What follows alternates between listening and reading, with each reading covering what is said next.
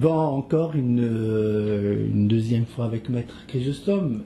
Et là, on va parler d'un sujet, Maître, qui inquiète beaucoup de monde. C'est cette fameuse, c'est le truc des entrevues.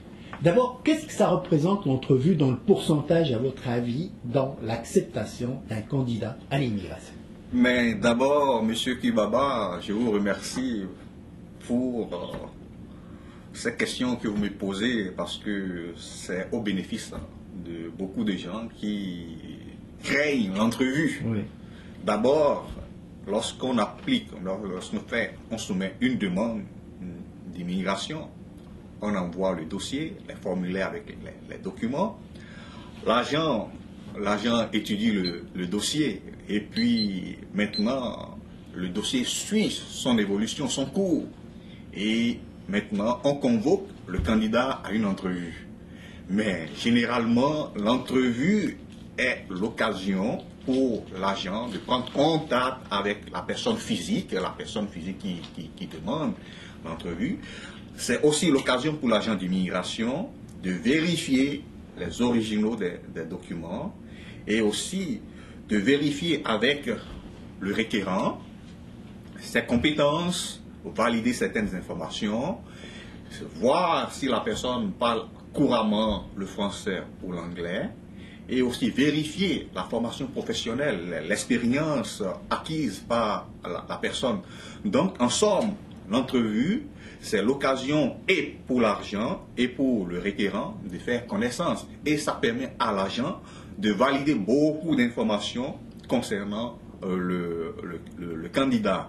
Donc, l'entrevue sert aussi à vérifier si le candidat, le postulant, a bien préparé son projet d'immigration. C'est là où il est important, avant d'aller à l'entrevue, de bien préparer son entrevue. Parce que c'est une chance ultime qu'on accorde au client à faire valoir ses compétences, à faire valoir ses acquis. Et aussi, des fois, lorsqu'il manque quelques points au candidat, c'est aussi l'occasion pour le candidat de démontrer qu'il a une connaissance suffisante de la langue, qu'il a de l'expérience, et aussi pour valoir, faire reconnaître qu'il a préparé son projet d'immigration.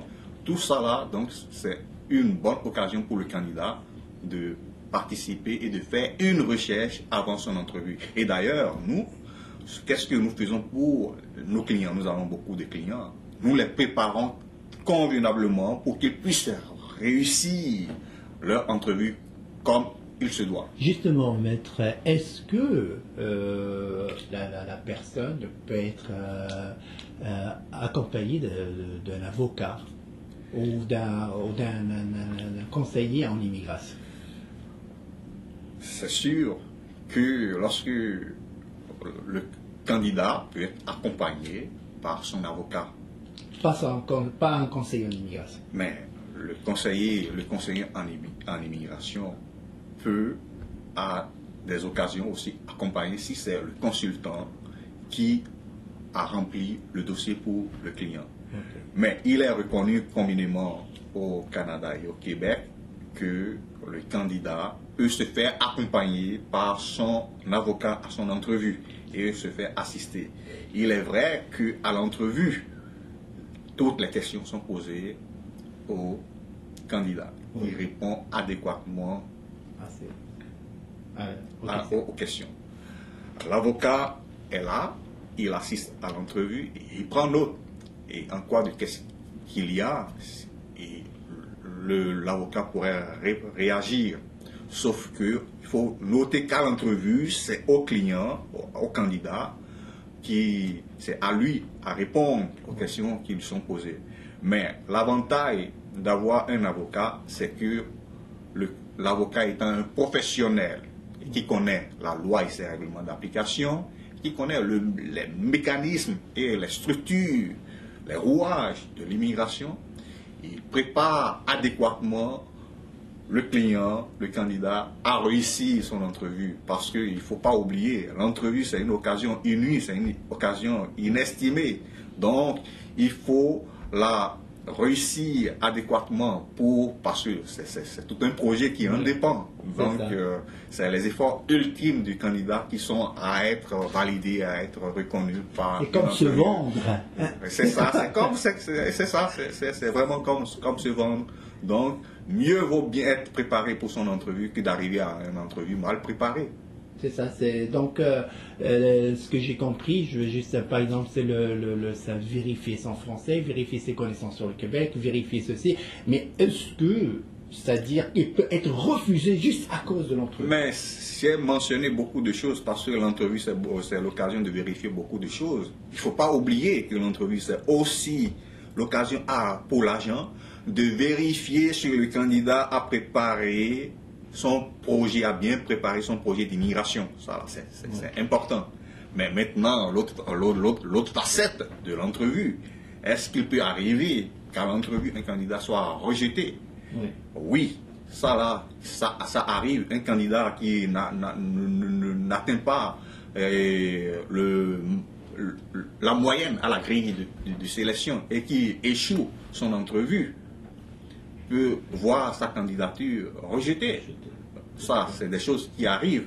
Mais nous, qu'est-ce que nous faisons habituellement avec notre clientèle? C'est qu'on est déjà averti de la chose, donc on les prépare adéquatement pour que nos clients n'aient pas à vivre un refus.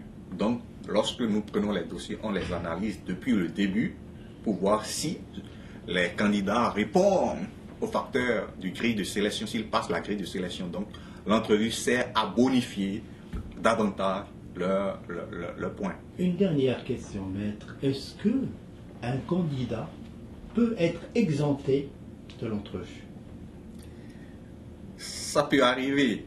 Ça peut arriver qu'un candidat ou un requérant soit exempté de l'entrevue. Tout dépend de la qualité du dossier du candidat. Il y a des candidats qui ont une formation, une compétence où il y a une pénurie de la main-d'œuvre et qui sont des formations reconnues et privilégiées et qui passent tous les facteurs de la grille de sélection. Il peut arriver que ces candidats soient exemptés de l'entrevue. Quelqu'un qui n'atteint pas les seuils de la grille de sélection ou bien qui passe la grille de sélection, mais dont l'agent a besoin de vérifier donner certaines informations, alors dans ces cas-là, il y a une entrevue qui est nécessaire. Mais retenez qu'il arrive quelquefois où les candidats sont exemptés de l'entrevue. Merci beaucoup, maître. Mais ça fait plaisir, monsieur Kuibaba.